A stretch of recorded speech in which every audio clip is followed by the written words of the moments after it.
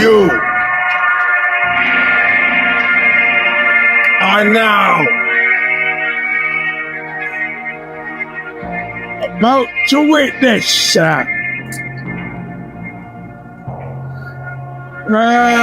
awesome crushing might of the Eugene S. Robinson Show. Stomper!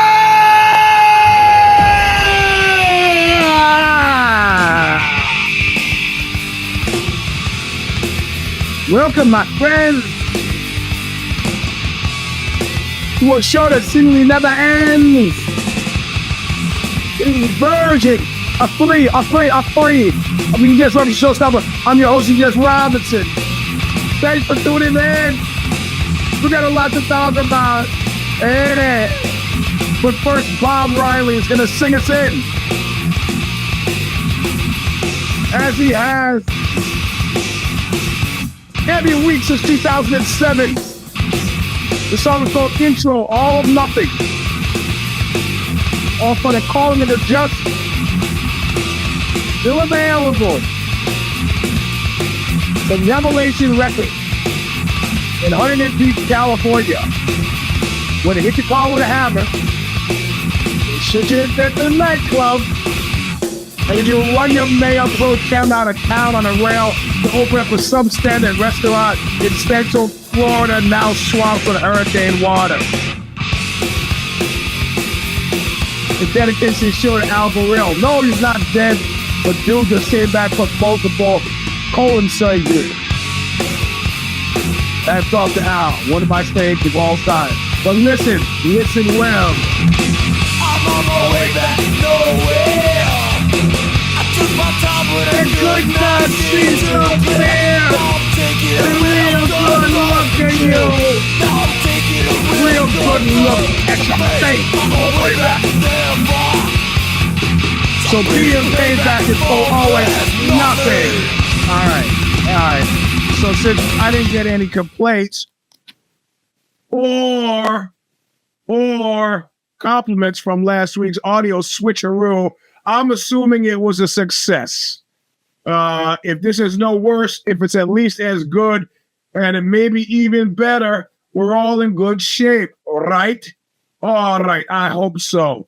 Look at this. Before I even start the commercials, you even know Mr. TM just sent $20. Why? Because I owe June $100 a week, so it goes to Spotify, it goes to Apple Music, it goes to the Bing, it goes to YouTube, it goes to Substack. And if you don't subscribe, you can watch it for free. I guess you get 15 minutes, and then it goes into the pay thing. Go past the paywall on Substack. Donate some money for the show to pay June. I don't mind. My time is free because yous ain't heavy. Use my brothers. The 5 Chinese brothers. Apparently, I got into high school trouble for that in elementary school because of that famous folktale that was in a book called 5 Chinese Brothers. And Owen Fronenberger somehow took to reading it out loud in the classroom, and he would say, and keep in mind, this shit when you're 9 years old is hilarious. Teacher, Owen, I'd like to read this. You have to read books out loud so it can make sure your diction. I'd like to read this book, The 5. And what book do you want to read, Owen? He goes, The 5 Chinese Brothers, which I thought at 9 years old was hilarious. That was speed. That was the speed of my humor in 1971. And it's not gone too far from then. So welcome to the show.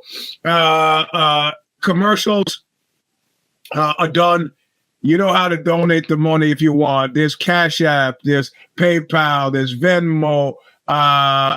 There's Substack.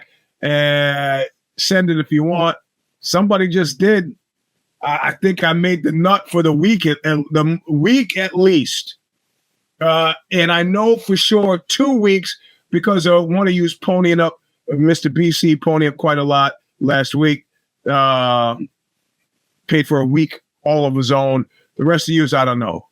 You don't care. You don't care. I ain't live or die in here in this dirty room. Oh, Eugene, your room is not dirty. You want to see? Not the palatial garage that whole Jogian is sitting in. Now, let's see if I can move it without shit dropping out. Look, it's a complete catastrophe. All the stuff from the ex-wife's house now cluttering up what used to be my very comfortable office. It's okay. I had to get it out of there sometime. So anyway, where are we? It's just a three. So if you read the Substack, I know it was a long Substack. I didn't give a lot of time between the day got scrumped, jiu-jitsu. Apparently, my germophobia has made those especially sensitive to the possibility of germs, so that I'm coughing like this. I'm on the tail end of something. The kid was coughing in my face on purpose. And I told her, there's an example of good father. I go, kid, if this was anybody else, I'd punch him in the face for coughing in my face like that. So, yeah. Yes, I am. Well, that's a weird question to ask. Why? You know something I don't know, Mr. Is? Did somebody post something in the last 4 minutes? What happened? So anyway, I'm at jiu-jitsu. People are like schemed out. So I got sidetracked, and then I got 2 daughters in the house, which is super cool for me. It makes me very happy. But I went to give everybody out to breakfast, and so everything got the condensed time for the Substack, and then the show between the two. I didn't have. Anyway, I'm here. Maybe you didn't have time to read the Substack. Hold on. Yeah, buddy. So that's why you don't have a lot of time. But it talks about the FBI calling me. And, this is like the 3rd or 4th call from the FBI. So now when the FBI calls me, it's like, yeah, man, it is canned there. I don't know if it's from Spaceballs. People keep advising me to watch that. I love Rick Moranis so much. Seeing him in that stupid helmet, I thought this can't be funny, but everybody tells me it's hilarious. So maybe one day I'll see it.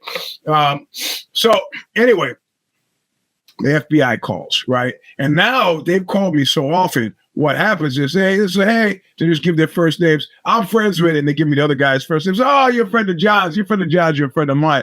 Now, generally, I got all the sensitive talk about John Candy, too. I love funniest man ever, John Candy.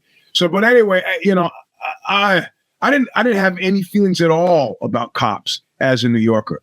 Zero feelings about cops. I knew generally hippies didn't like them. A friend of ours named Chuck was a hippie, had he looked like Mr. Natural, but a big red beard, shaved head when guys didn't really shave their heads. Used to live down like on 3rd Street where all the Hells Angels look very much like that. And he sees a cop going by one day, and he goes, and the cop pulls over, and he goes, yo, taxi. And the cop goes, and they maced him. So that's the only thing we knew. Yeah, man, only in New York. I was ashamed in New York for punching Rick Moranis in the face. You got Gallagher walking around free. Well, you can't punch Gallagher in the face? Come on with that. Or Jeff Foxworthy. Punch him in the face. Or the cable guy. Not Rick Moranis. But anyway, sorry. Those of you who didn't like me eating on the show are probably not going to be happy at all with me spitting on the show. So I'm just giving you a pre-warning. Now they just give me the other guy's name, but look, as a kid in the 60s, outside of the family friend getting maced, man, I paid attention to all this stuff. The Move bombing in Philadelphia, Fred Hampton, all the Black Panthers coming out of buildings naked because they knew if they came out with clothes, they'd be like, oh, he's reaching for a gun. Not to mention the feds who were there in Dallas in 1963. Look, I don't give a shit that much about Kennedy, but you know what I mean. Under every rock, to paraphrase a famous Nazi, take a drink, under every rock, an FBI guy. And as well as the whole idea of snitching. Listen, people used to talk with great alacrity about selling out right when I got into music, right? You don't want to, there were reasons they were sensitive to the whole selling out thing right when I got into music. And I got into, I've always been into music, but got into music with an ear toward very possibly being involved in music was 77 with punk rock, right? And the reason why it was a sensitive topic in punk rock is because right away, the label's like, oh my God, something new and exciting is happening. Let Talking Heads get signed, Blondie get signed. They're appearing places they never thought they would play. They're playing stadiums. They're having platinum records. Nobody who came through the CBG was expected that ever. And money distorts things. So people are like, right on the tail of that, it was such a powerful entreaty and the labels were so heavily involved. People were like, oh, punk rock is dead. Punk rock is dead. New wave is the thing. But then everybody who came for punk rock recognized the new wave, that it was a corporate boondoggle, and fuck new wave. No wave came. Lydia Lunch, James Chance, all that shit. That was great. And in response to that, Fear, you remember that song, New York's All Right If You Like Saxophones, California hardcore in general. Well, even though as a hardcore guy, love James Chance, love Lydia Lunch, whatever. Fuck it. There was a response to it by hardcore. But the whole idea of selling out always, I thought people had misidentified it. And I didn't feel that 100% until 1998 or 99 when Oxbow played in Japan and some Japanese hardcore publication would say, a lot of bands are sold out. Oxbow wouldn't sell out. And it was like they were just aping talk that they had gotten from American fanzines about topics of fucking interest, selling out. And I was like, whoa. I remember when X got signed or when Red Hot Chili Peppers got signed and people talked about selling out. Listen, the Red Hot Chili Peppers couldn't sell out because they had they didn't want ever to do anything other than sell out.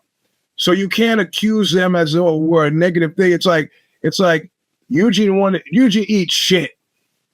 Oh, you don't understand. That's all I ever wanted to do. Eat shit. The Red Hot Chili Peppers, they never wanted to be on an indie. They never wanted to be broke doing this.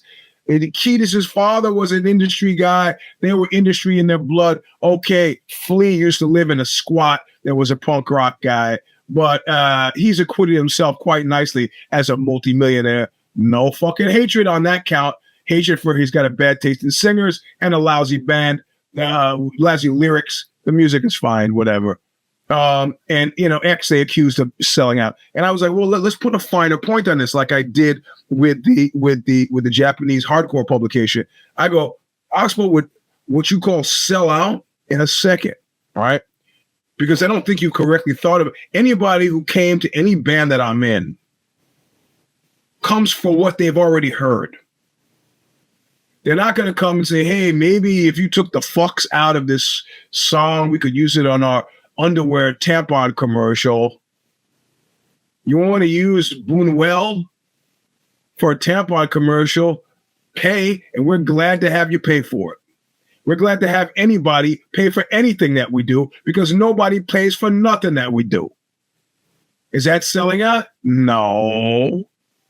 Taking money for tampon or underwear commercials, is that selling out? No, not necessarily. So what's selling out, Mr. Robinson? What do you got? Selling out is when you do not pay it forward because you believe it was by dint of your skill and amazing talent that you got to where you're going. All right? By which I mean, they are ladder pullers. Hey man, maybe like you could, like your band on Arista could take like us on no label, some punk rock. They could take us with you. Well, I tell you, why don't you have your people call my people? Well, no, I just want a shot at getting what you got. That's all. Maybe you could lower that ladder down. What ladder? What ladder? The one right next to you. I don't know where that came from. I didn't use it. I got up here by dint of my skill and my talent, and I suggest you, sir, do the same. You fucking sellout. You get there by dint of your skill. It's like fucking.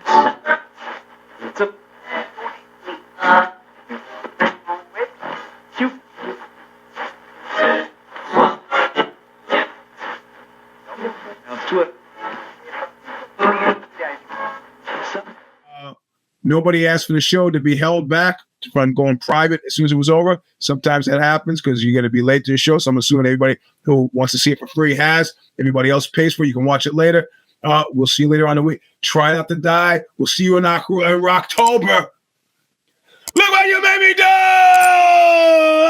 Don't die, buddy. Don't die.